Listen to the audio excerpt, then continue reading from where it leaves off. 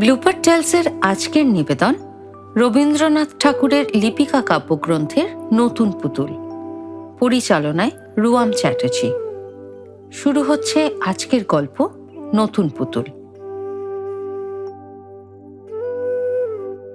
এই গুণী পুতুল তৈরি করত। সে পুতুল রাজবাড়ির মেয়েদের খেলার জন্য। বছর বছর রাজবাড়ির আঙিনায় পুতুলের মেলা বসে। সেই মেলায় সকল কারিগরই এই গুণীকে প্রধান মান দিয়ে এসেছে। যখন তার বয়স হলো প্রায় 4-20, এমন সময় মেলায় এক নতুন কারিগর এলো। তার নাম কিষানলাল। বয়স তার নবীন, নতুন তার কায়দা।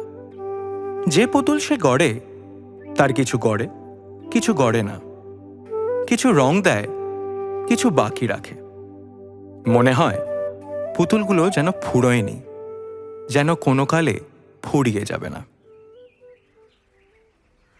লোকটা সাহস দেখিয়েছে। একে সাহস বলে? এ তো স্পর্ধা। আমাদের এই পুতুলই চাই। সাবেককালের অনুচরেরা বলে, আরে ছি। শুনে তাদের জেদ বেড়ে যায়। বুড়োর দোকানে ভিড় নেই। তার ঝাঁক ভরা পুতুল যেন খেয়ার অপেক্ষায় ঘাটের লোকের মতো ওপারের দিকে তাকিয়ে বসে রইল। 1 বছর যায়, 2 বছর যায়, বুড়োর নাম সবাই ভুলে গেল। কিষানলাল হল রাজবাড়ির পুতুলহাটের সর্দার। বুড়োর মন ভাঙল। বুড়োর দিনও চলে না। শেষকালে তার মেয়ে এসে বললে, তুমি আমার বাড়িতে এসো। খাও দাও, আরাম করো, আর সবজির ক্ষেত থেকে গরু বাছুর খেয়ে দিয়ে রেখো। বুড়োর মেয়ে থাকে অষ্টপ্রহর ঘরকন্যার কাজে। তার জামাই গড়ে মাটির প্রদীপ আর নৌকো বোঝাই করে শহরে নিয়ে যায়। নতুন কাল এসেছে, সে কথা বুড়ো বোঝে না। তেমনি সে বোঝে না যে তার নাতনির বয়স হয়েছে 16।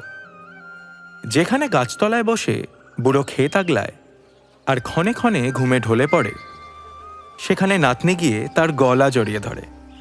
বুড়োর হাড়গুলো পর্যন্ত খুশি হয়ে ওঠে। কি দাদি, কি চাই? আমাকে পুতুল গড়িয়ে দাও, আমি খেলবো।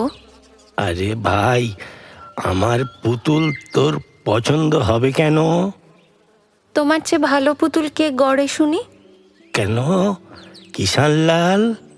ইস, কিষানলালের কত সাধ্যি। দুজনের এই কথা কাটাকাটি কতবার হয়েছে। বারে বারে একই কথা। তারপর বুড়ো তার ঝুলি থেকে মাল মশলা বের করে, চোখে মস্ত গোল চশমাটা আঁটে। কিন্তু ভুট্টা যে কাকে খেয়ে যাবে? দাদা, আমি কাক তাড়াবো।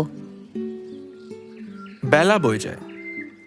দূরেই দাঁড়া থেকে বলদে জল টানে, তার শব্দ আসে। নাতনি কাক তাড়ায়, বুড়ো বসে বসে পুতুল গড়ে। বুড়ো সকলের চেয়ে ভয় পায় তার মেয়েকে। সেই গিন্নির শাসন বড় কড়া। তার সংসারে সবাই থাকে সাবধানে। বুড়ো আজ এক মনে পুতুল গড়তে বসেছে। হুঁশ হলো না, পিছন থেকে তার মেয়ে ঘন ঘন হাত দুলিয়ে আসছে। কাছে এসে যখন সে ডাক দিলে, তখন চশমাটা চোখ থেকে খুলে নিয়ে অবোধ ছেলের মতো তাকিয়ে রইল। দুধ দোয়া পড়ে থাক, আর তুমি সুভদ্রাকে নিয়ে বেলা বইয়ে দাও। অত বড় মেয়ে, ওর কি পুতুল খেলার বয়স? সুভদ্রা খেলবে কেন? এই পুতুল আমি রাজবাড়িতে বেচবো। আমার দাদির যেদিন বর আসবে, সেদিন তো ওর গলায় মালা পরাতে হবে।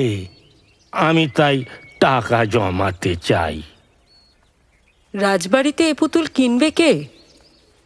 বুড়োর মাথা হেঁট হয়ে গেল। চুপ করে বসে রইল। দাদার পুতুল রাজবাড়িতে কেমন না কেনে দেখব। 2 দিন পরে সুভদ্রা এক কাহন সোনা এনে মাকে বলল, এই নাও আমার দাদার পুতুলের দাম। কোথায় পেলি? রাজপুরীতে বেচে এসেছি। দাদি, তবু তো তোর দাদা এখন চোখে ভালো দেখতে পায় না, হাত কেঁপে যায়। এরকম 16টা মোহর হলেই তো সুভদ্রার গলার হার হবে। তার আর ভাবনা কি? সুভদ্রা বুড়োর গলা জড়িয়ে ধরে বলল, দাদা, আমার বরের জন্য তো আর ভাবনা নেই। বুড়ো হাসতে লাগলো আর চোখ থেকে এক ফোঁটা জল মুছে ফেললেন।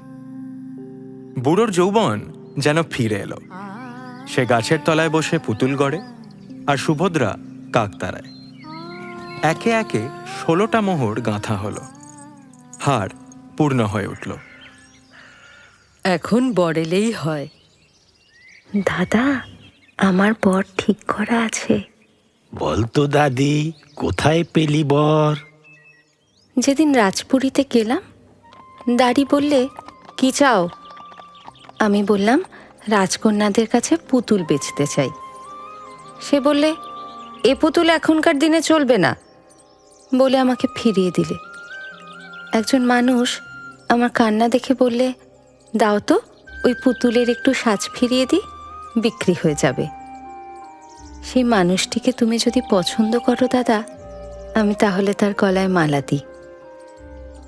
সে আছে কোথায়? ওই যে বাইরে পিয়াল গাছের তলায়।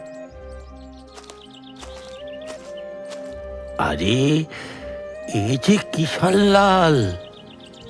হ্যাঁ, আমি কিষানলাল।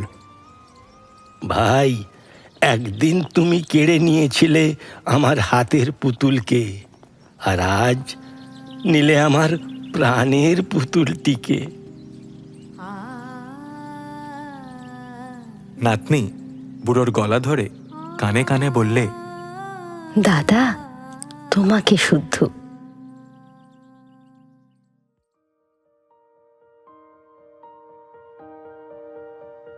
শুনলেন আজকের গল্প নতুন পুতুল।